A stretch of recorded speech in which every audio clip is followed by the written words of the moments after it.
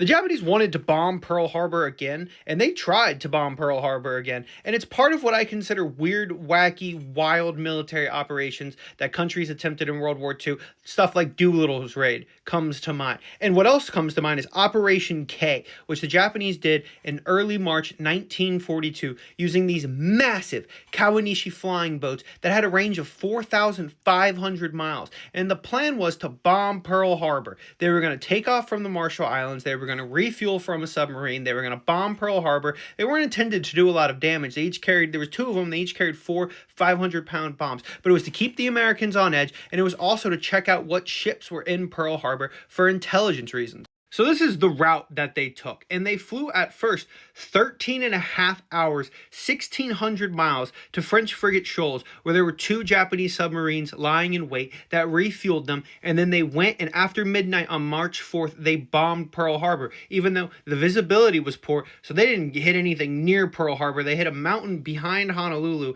and then the other one dropped their bombs in the water, and they didn't see any ships either because of the poor visibility, so it accomplished nothing it was intended to, other than the fact that Admiral Nimitz was like, what was that?